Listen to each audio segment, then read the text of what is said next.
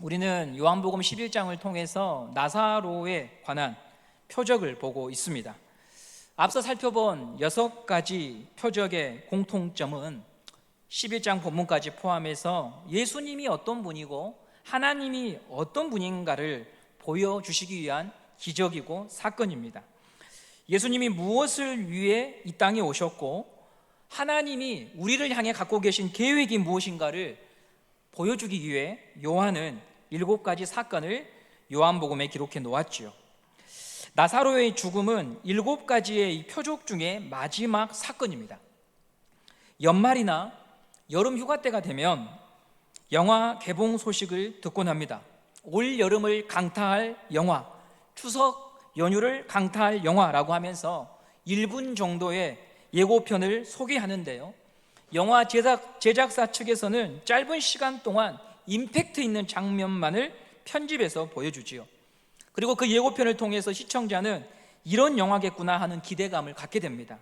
이 나사로의 죽음과 부활 11장의 사건이 바로 예수님의 십자가 사건, 부활 사건을 예고하는 예고편입니다. 예수님이 무덤 속에 들어가실 것이지만 결코 패배하지 않고 사망에 붙잡혀 있지 않고 부활하고 승리할 것이고 바로 우리의 구원자가 되실 것을 요한은 우리들에게 소개해 주고 싶은 것이지요. 나사로는 죽은 지 나흘이 되었습니다. 예수님은 나사로가 숨을 거두고 장례가 진행되고 있을 때 거기에 도착하십니다. 예수님과 제자들의 이런 모습을 일컬어서 우리가 조문 가신다 이런 말하죠. 조문이라고 하는 건 죽음에 대해 슬퍼하는 상주를 위로하는 방문이 조문입니다. 죽은 지 사흘째 되는 날에 유족들을 위로하기 위한 방문처럼 보이지요. 그런데 우리는 알고 있습니다. 예수님의 방문은 여느 조문과는 다르다는 것입니다. 그것은 회복을 위한 것이고 생명을 주기 위한 것이고 절망에서 포로된 사람을 희망으로 끌어내는 방문이었습니다. 광야에 길을 내시고 사막에 강을 내시는 방문이었습니다. 다급한 자들, 벼랑 끝에 있는 자들을 일으켜 세우시기 위한 하나님의 방문이지요. 볼 수 없고 듣지 못하는 자들에게 눈과 귀를 회복시키는 방문입니다. 오늘 이 말씀을 준비하면서 주님께서 우리 교회에 오늘 예배드리는 우리 성도들에게 그런 신방을 해주시기를 간절히 소망했습니다. 예수님이 오실 때 우리의 삶은 다른 이야기로 펼쳐질 수 있기 때문이지요. 저는 이것을 이런 식으로 표현하곤 합니다. 마침표를 쉼표로 바꾸시는 주님. 마침표를 쉼표로 바꾸시는 주님. 마침표란 문장이 끝났다는 의미지요. 더 이상 이야기가 진행되지 않고 완료된 겁니다. 죽은 지 나흘 됐으면 끝난 겁니다. 그런데 예수님은 마침표를 쉼표가 되게 하셔서 새로운 이야기로 바꾸시는 분이라는 것입니다. 다 끝났다고, 더 이상 안 된다고 여겨지는 인생의 문장을 새로운 이야기로 끌고 가시는 주님, 그 주님이 우리 예수님인 줄 믿습니다.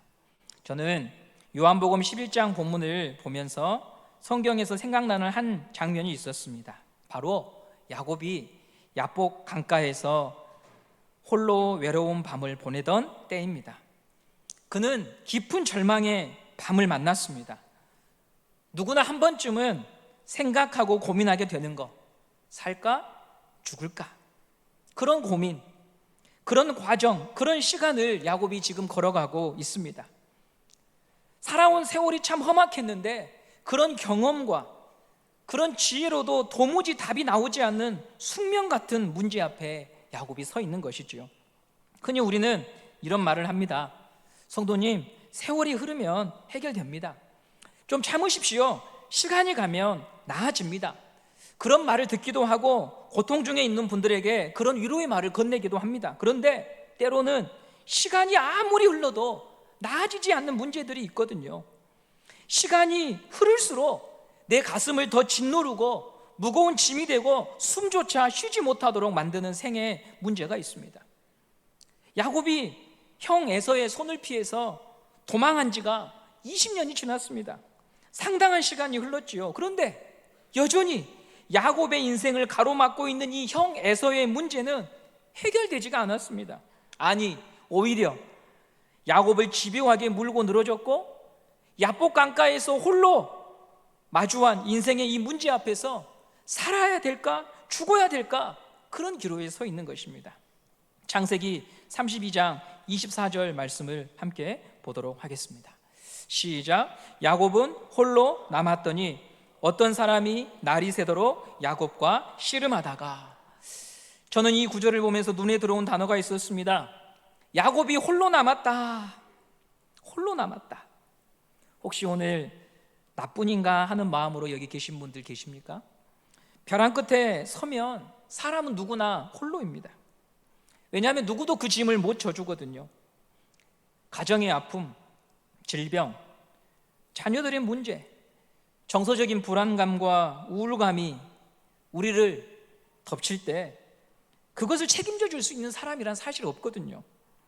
야곱에게는 이 야복 강가에 섰던 그날에 자식이 있고 아내가 있고 종도 있고 상당한 재산이 있었지만 벼랑 끝에 서고 보니까 혼자라던 것입니다.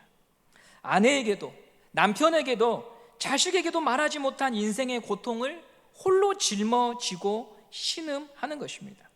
그리고 그 자리에서 하나님을 기대하고 하나님을 소망하는 게 아니라 벼랑 끝에 서게 되면 내 삶에 펼쳐질 최악의 상상을 하면서 힘들어하게 되는 것이죠.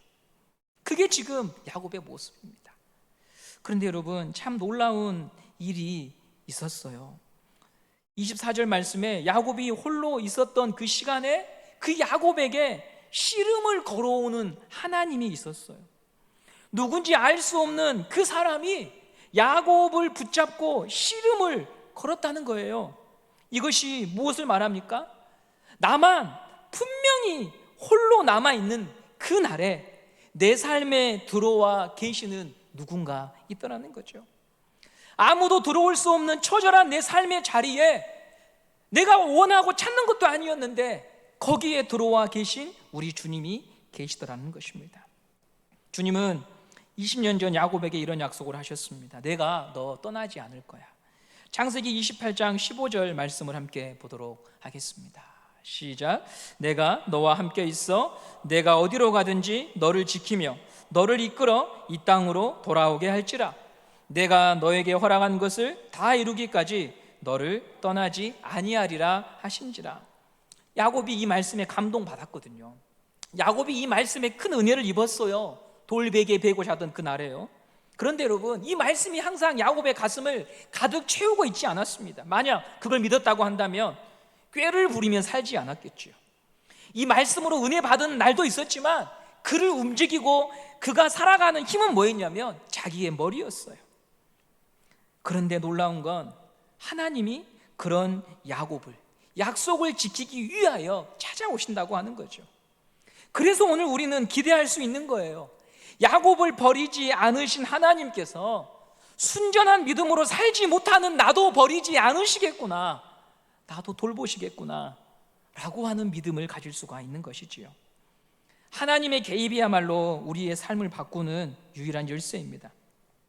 누구보다 생각이 많고 빈틈이 없던 야곱, 철저하게 자기 인생을 계획하며 살았던 그 야곱, 그도 해결할 수 없는 인생의 문제 앞에 서게 됐고, 그러나 하나님을 만날 때 길이 보이기 시작했습니다. 그러니 저와 여러분이 오늘 우리가 만나야 될 분은 말씀을 통해 찾아오실 주님밖에 없는 것이지요. 여러분, 우리 모두 다 주님을 만나는 시간이 되기를 간절히 바랍니다. 주님께 마음이 고정되고 주님의 처분을 기다릴 수 있는 예배의 자리가 되기를 바랍니다. 주님의 처분을 기다립시다라고 말씀을 드리면 어떤 분들은 절망스러워 하는데요, 절망스러워 하실 필요가 없어요. 우리가 주님의 처분을 기다릴 수 있는 이유는 뭐냐면 그분은 죄인에게도 자비하신 분이기 때문입니다. 주님의 인자와 자비를 믿고 주님의 처분을 기다리고 여호와를 경외하며 엎드릴 때 하나님은 우리를 통하여서 새로운 일을 행하여 주실 것입니다. 야곱의 인생에 있어서 그토록 야곱을 짓눌렀던 형 에서, 형 에서는 어쩌면 하나님이 야곱을 깨뜨리기 위해 준비한 도구였을 것입니다. 에서가 아니고서는 볼 수 없는 야곱의 불신앙, 야곱의 본성, 야곱의 본 모습을 하나님께서 들추기 위해 준비한 조연이 에서가 아니었을까요? 저와 여러분에게도 에서처럼 여겨지는 성도, 가족, 사람, 이웃이 있어요.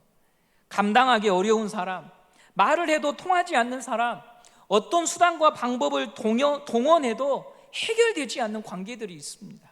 그리고 그런 관계들은요, 평생 안 보고 살 사람들이 아닐 경우가 많아요. 다시 봐야 되고 다시 만나야 되고, 그래서 더 아프고 또 믿음을 줬고 마음을 나눴기 때문에 더 힘든 그런 에서가 있는 거죠. 그래서 피하게 되고 도망치고 싶어 합니다. 그러나 여러분, 우리가 이 시간 이 야곱과 에서를 생각하면서 내 인생에 펼쳐진 다양한 걱정거리와 염려는 먼저 하나님이 나를 다듬기 위한 계획이 아닐까, 이런 관점으로 보자고 하는 거죠. 어떻게 우리는 그렇게 생각할 수 있을까요? 야곱이 에서와 결국 극적인 화해를 하게 되잖아요. 이 화해의 시작이 어디서부터 시작이 됩니까? 하나님이 에서의 마음을 만지는 게 아니라 하나님이 야곱의 마음을 만지시고 하나님이 야곱을 다듬으면서 화해가 시작된다는 거죠. 하나님은 야곱의 환도뼈, 골반뼈를 치십니다. 골반뼈가 부러집니다. 골반뼈는 사람을 지탱하게 만드는 힘의 근원, 그가 의지하는 것이 부러졌다고 하는 것입니다. 창세기 32장 25절 말씀을 함께 보겠습니다. 시작. 자기가 야곱을 이기지 못함을 보고 그가 야곱의 허벅지 관절을 치매 야곱의 허벅지 관절이 그 사람과 씨름할 때에 어긋났더라. 하나님이 야곱의 힘의 근원을 치시지요. 부러뜨리십니다. 야곱이 의지하는 것을 부러뜨립니다. 주저앉히십니다. 왜일까요? 하나님을 온전히 믿는 일에 장애가 되는 것은 바로 야곱이었기 때문입니다. 야곱의 인생의 문제에 있어서 정말 근본적인 문제는 용서해주지 않는 형 에서가 아니라 여전히 자기를 믿고 살아가는 그 야곱의 고집, 야곱의 꾀, 야곱의 본성이 불신앙의 근본이었기 때문에 하나님은 야곱을 만지고 계신 것입니다. 온전히 주만 의지하고 온전히 주를 바라보지 못하게 하는 그런 나를 바꾸시기 위하여 하나님은 에서라고 하는 사람을 사용하셨던 것이었죠. 그러니 오늘 여러분, 우리가 인생의 문제 앞에서 그 사람 때문에, 그 현실 때문이라고 나가게 되면 우리는 길을 찾을 수가 없습니다. 우리는 이 모든 상황이 하나님 안에 있음을 믿고, 하나님 저도 다듬어 주십시오, 하나님 저도 만져 주십시오, 그리하여 하나님 제 환도뼈가 부러지더라도, 제 환도뼈가 위골이 나더라도 하나님이 쓰시기에 좋은 성도로 저를 좀 바꿔주십시오. 그리하여 이 창세기 32장을 지나갈 수 있는 은혜를 달라고 우리는 주님 앞에 구해야 하는 것입니다. 요한복음으로 다시 가볼까요? 요한복음 11장 32절입니다. 32절 말씀을 보도록 하겠습니다. 시작. 마리아가 예수 계신 곳에 가서 배웁고 그 발 앞에 엎드리어 이르되 주께서 여기 계셨더라면 내 오라버니가 죽지 아니하였겠나이다 하더라. 이어서 예수님이 이렇게 반응하십니다. 33절입니다. 시작. 예수께서 그가 우는 것과 또 함께 온 유대인들이 우는 것을 보시고 심령의 비통이 여기시고 불쌍히 여기사. 마리아와 사람들의 눈물을 보시고 예수님이 느끼신 심정이 표현되어 있습니다. 심령의 비통함을 느끼셨다, 비통이 여기셨다라고 합니다. 이 비통하다고 하는 건 그냥 슬프다란 말이 아니라 분노하셨다, 이런 감정이 섞여 있는 표현이거든요. 예수님은 왜 마리아와 마르다와 사람들의 눈물을 보고 비통이 여기신 것일까요? 첫 번째, 죄가 가져온 죽음의 문제, 인간을 억압하고 고통스럽게 만든 이 죽음과 사망에 대하여 예수님께서 분노를 표출하신 것이죠. 모든 인생에게 두려워진 사망과 죽음의 권세, 그것을 보시면서 예수님은 비통하셨습니다. 뿐만 아니라 마리아와 마르다의 불신앙과 믿음 없는 것 때문에 예수님이 비통해 하셨어요.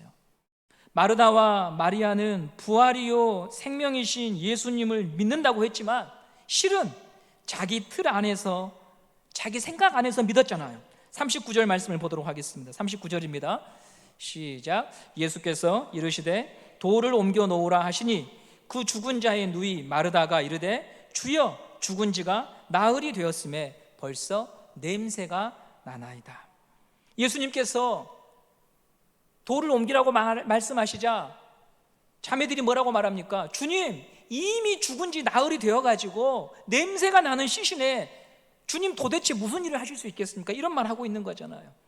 그 전에는 뭐라고 했습니까? 부활이요 생명이라고 말했던 마르다 마리아가 이제는 정작 현실 앞에서는 예수님이 어떤 것도 할 수 없다라고 생각하고 있는 것입니다. 믿는다고 하지만 온전히 믿지 못한 마르다와 마리아를 향한 비통함을 예수님이 표현하고 있지요. 우리도 믿지만 마르다와 마리아처럼 상황과 생각과 감정에 끌려다닐 때가 많지요. 주님밖에 없다고 하면서도 여러 주님을 섬기고 있잖아요. 때로는 내가 주님이고 내가 하나님이 되지요. 내가 볼 때는, 내 생각에는 여기에서 한 발자국도 움직이려고 하지 않는 게 우리 인간의 본성 아닙니까?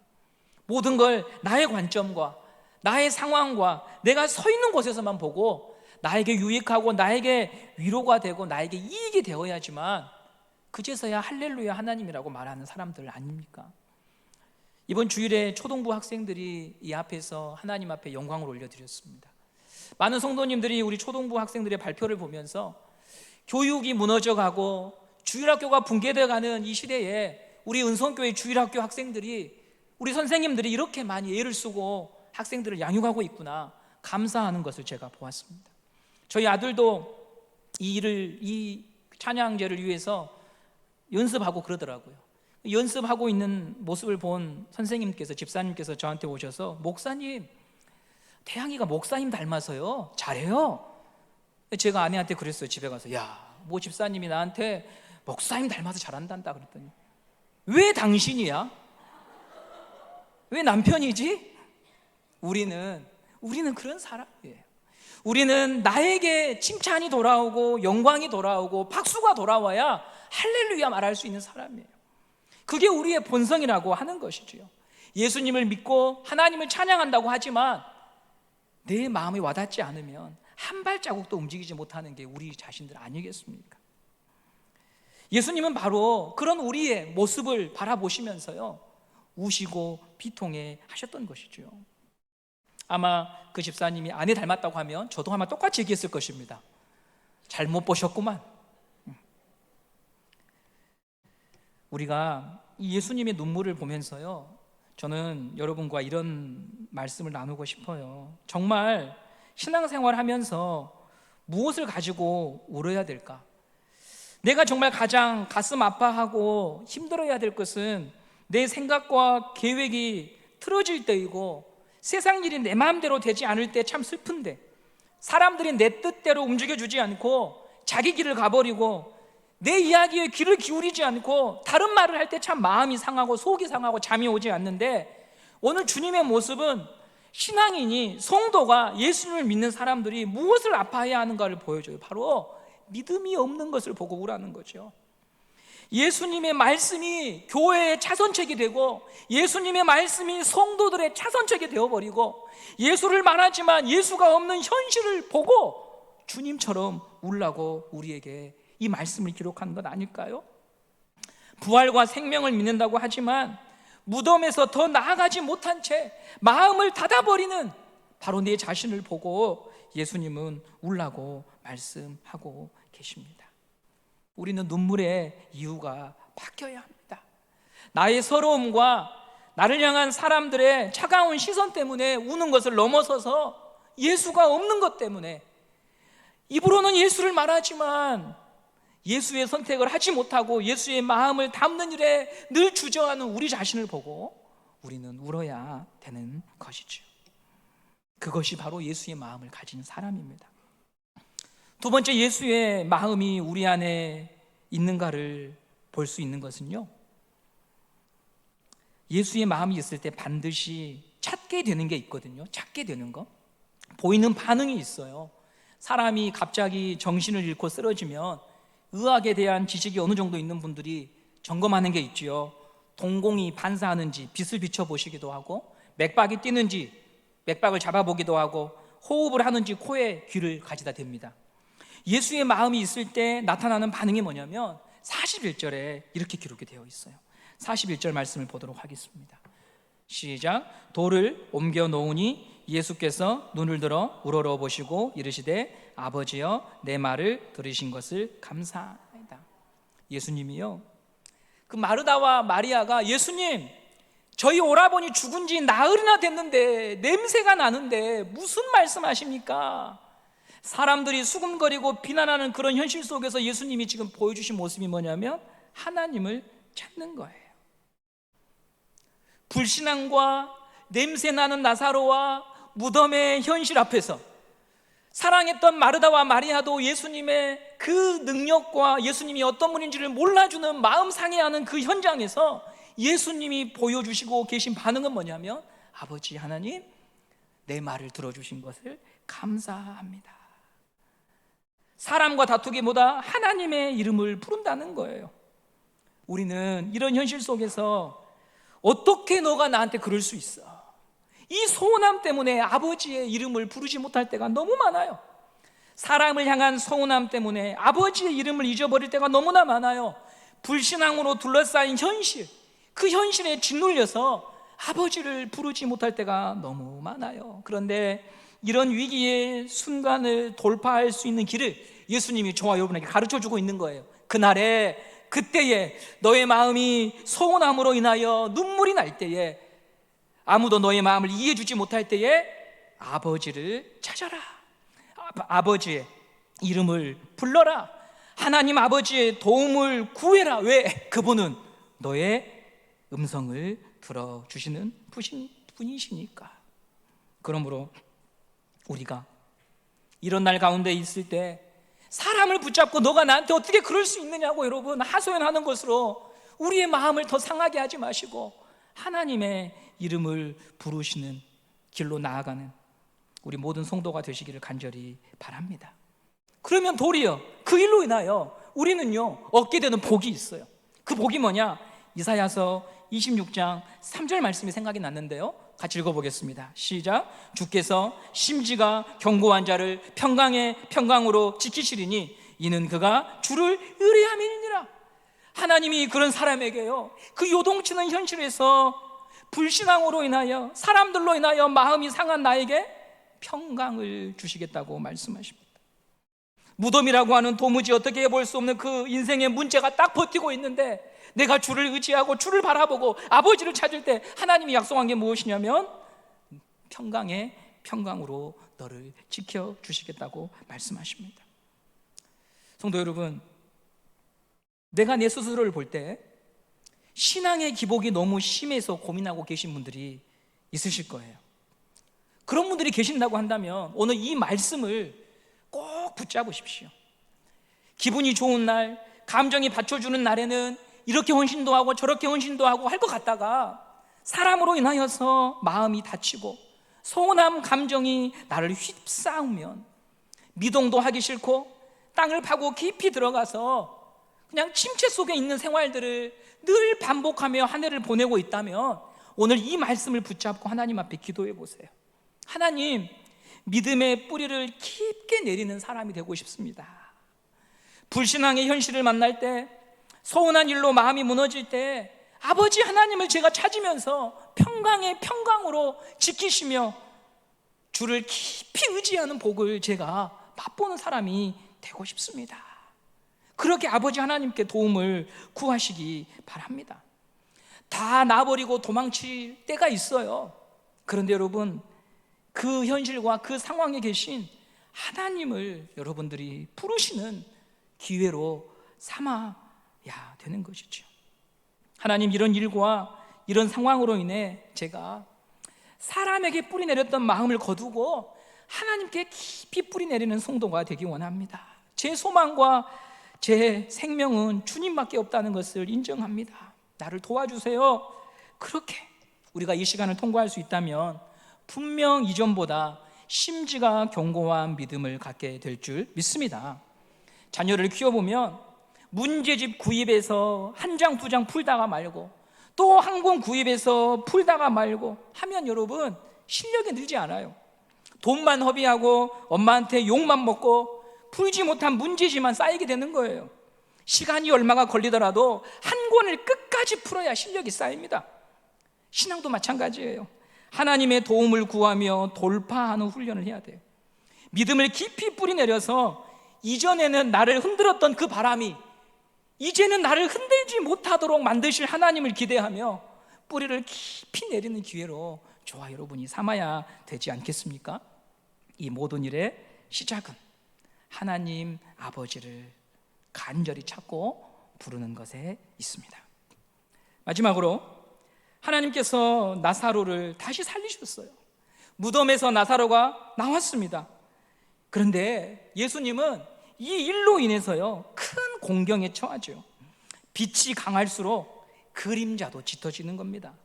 여러분들이 하나님의 은혜를 입으면요 시험도 따라옵니다.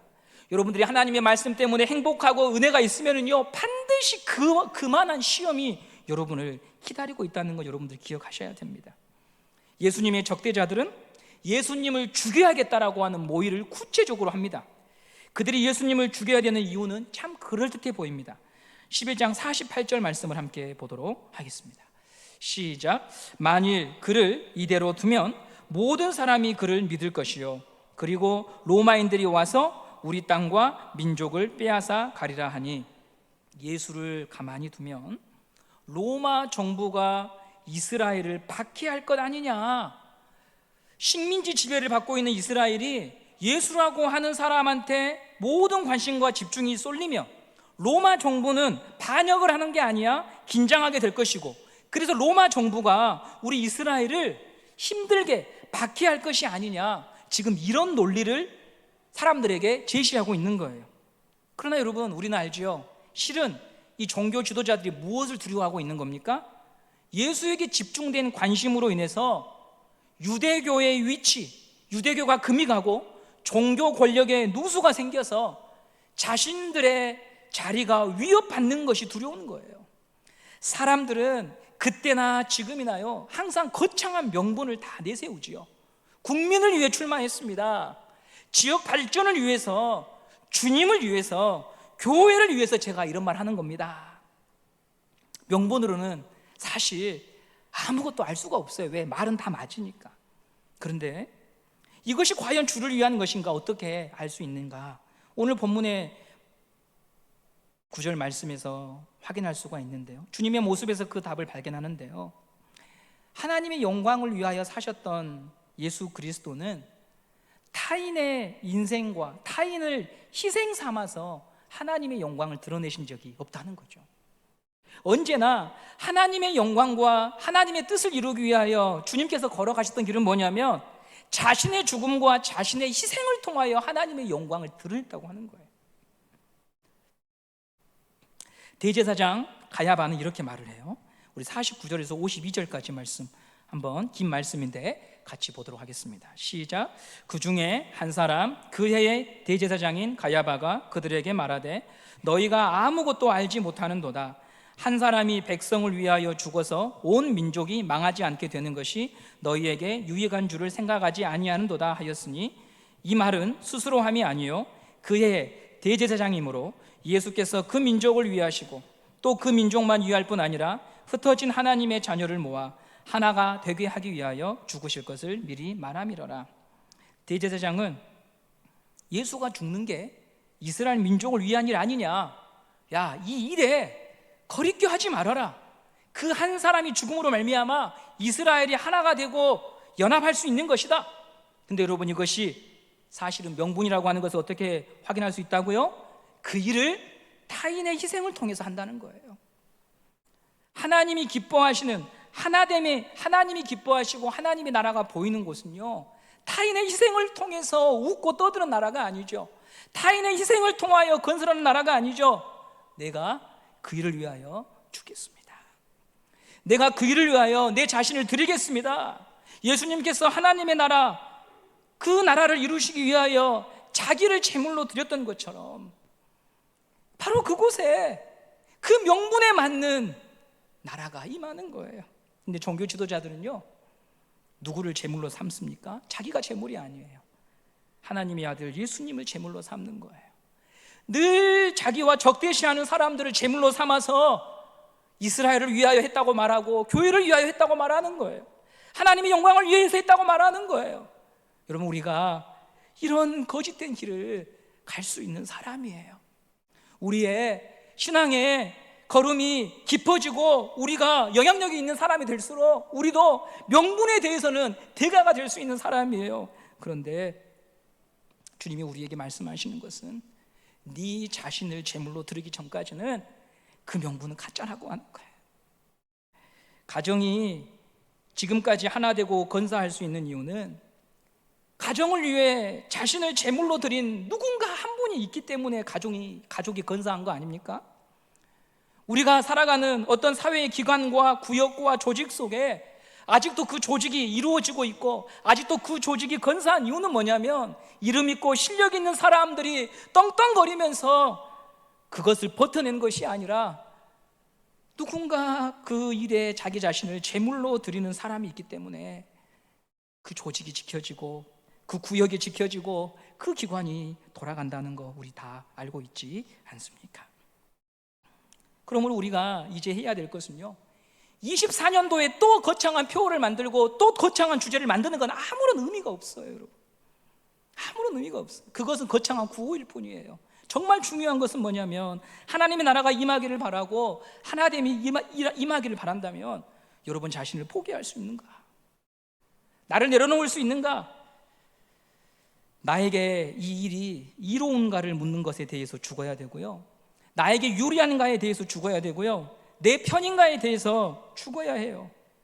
쉽고 편한 길인가에 대해서 내려놓아야 해요. 그래야지만 거기에 명분이 아니라 실제로 우리 주님의 십자가가 있는 주님의 흔적과 주님의 뒷모습이 그 자리에 나타나게 되는 것입니다. 자기의 유익에 대하여 죽을 때 그 무덤에서 피어나는 부활의 꽃을 볼 수가 있는 것입니다. 허황된 명분으로만 가득한 이 세상 속에서 정말 자기를 제물로 드려서 주님의 말씀답게 살기 위하여 끝없이 울고 애통하는 그 사람의 눈물을 통하여 교회가 새로워지고 성도가 새로워지고 가정이 새로워지는 것이지, 좋은 명분만 남발하는 사람들을 통해서는 아무것도 이루어질 수가 없죠. 물론 누구보다 그 명분을 잘 표현하는 사람이 저 같은 사람이에요. 고상하게 말하고 무언가 있는 것처럼 얘기하고 실력이 있는 것처럼 말하지만 아니에요. 그건 다 안개처럼 사라집니다. 오늘도 우리 은성교회가 이만큼이나 있는 것은 아마 자기를 드러내지 않은 채 하나님 앞에서 끝없이 울고 자기를 감추며 섬기고 주님을 예배했던 성도들의 눈물이 있기 때문인 줄 저는 믿습니다. 그 영광 사람에게 다 받아가면서 왜 나에게 주목하지 않느냐며 말했던 사람들을 통하여 되는 게 아니라 하나님이 아시면 됩니다. 주님이 나를 구원해 주신 것 때문에 제가 여기에 있습니다. 그거 하나로 감사하고 나의 인생이 누군가의 손에 휘둘려 있는 게 아니라 주님 때문에, 주님으로 인해 여전히 되는 것을 믿고 고백하고 나아가는 그 성도들의 예배를 통하여 하나님은 영광 받으시고 하나님은 여전히 일하시는 줄 믿습니다. 우리의 신앙이 누군가를 잡아뜨리고 넘어뜨리는 우리의 신앙이 되지 않기를 바라요. 에서를 잡는 것, 에서를 넘어뜨리는 것이 우리의 신앙이 되지 않기를 바라요. 하나님은 야곱을 다루십니다. 야곱을 다루십니다. 나를 다루십니다. 나를 고치기 원하십니다. 나를 만지기 원하십니다. 나의 환대뼈가 부러져서 약해져야 하나님이 역사하시겠다고 말씀하십니다. 그 하나님을 우리가 더 깊이 알고 더 배우고 죽지 못하여서 아직도 내 안에 있는 나의 그 이기심과 나의 유익을 구하는 그 마음이 죽지 못한 것 때문에 하나님 앞에 애통해하며 주님이 기뻐하시는 신앙의 걸음을 또 한 걸음 걸어내는 우리 은성교회 모든 성도가 되시기를 간절히 소망합니다.